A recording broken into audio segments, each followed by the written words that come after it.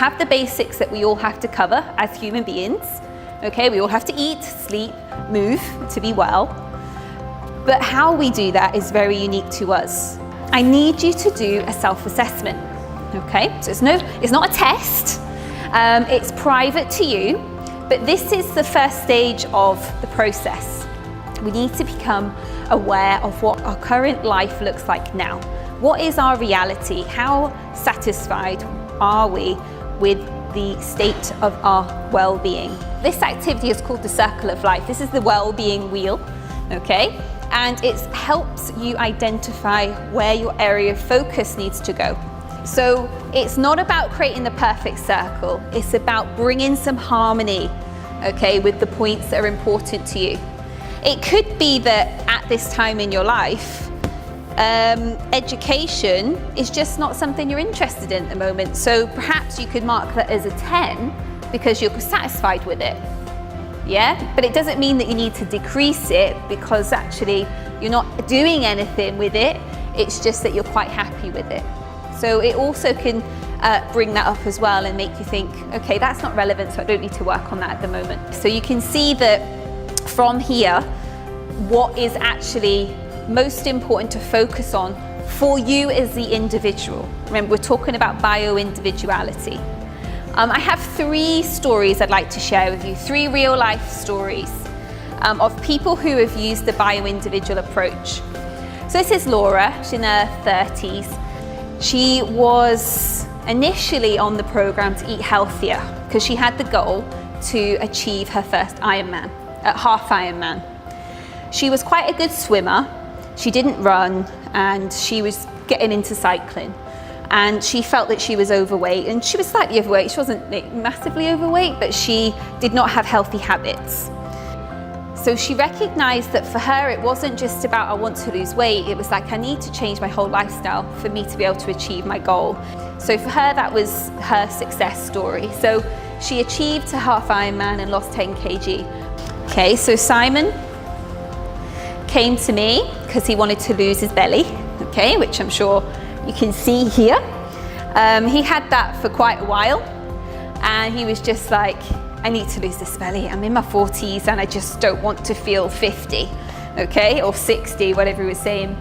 So within 6 months, Simon did have to tweak his diet. He didn't have to do anything drastic. He just had to make some tweaks. But what he had to do was look at his lifestyle and how he was treating himself. And Simon was a workaholic, and work was causing him stress. So Simon eliminated his IBS symptoms. He actually ran his first half marathon. When he met me at the first 6 months, he couldn't even run 750 meters. And then he did it in 6 months. And he did lose 10 kg. And then we have Rianne. So Rianne has been on more of a long-term journey, okay? So this was first 6 months, she started the process of working out what it was that she needed to do to be able to reverse her type 2 diabetes. Okay, it's not easy being told that you're going to be an injection for the rest of your life. Her lifestyle had to completely change, completely. And within a year, she lost 30 kg in weight.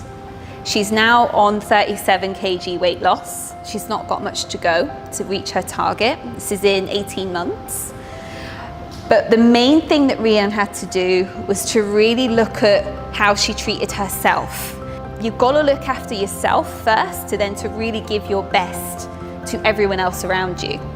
That now she feels, even though back then she was like, I'm being the best mum I can, but now she's lost this weight, she's reversed her type 2 diabetes, she says she is such a better mum. So what they all did was that they became a beginner. They developed a beginner's mindset to nutrition, to fitness, to their well-being. Like they didn't know.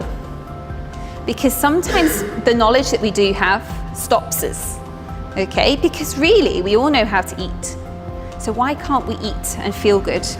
They embodied patience. Yes, you can lose weight in 8 weeks, but these people knew that it wasn't about an 8-week quick fix. It was about creating a lifestyle that was going to last them a lifetime. Yeah? So they embodied patience. One of the key things that they had to do was trust the process, because there were times when they didn't lose weight some weeks. There were times when their weight shifted up a little bit, but they had to trust the process, that it was going in the right direction and that they could solve any blips that they had.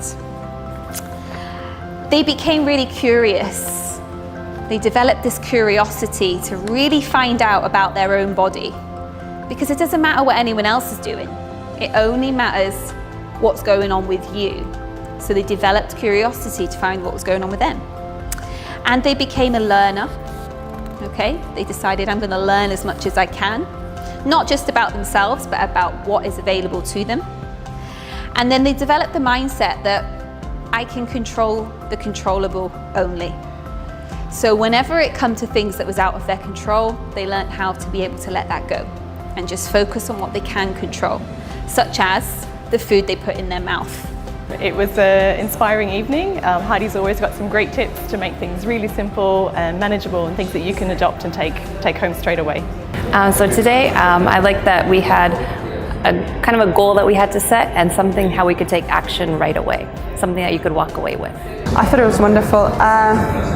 Heidi's a great motivator. I've met her before, and every time I see her I get inspired. But 2 weeks later I end up being lazy and eating and falling into things. This time I'm really determined to actually commit to the goals that we discussed and do it.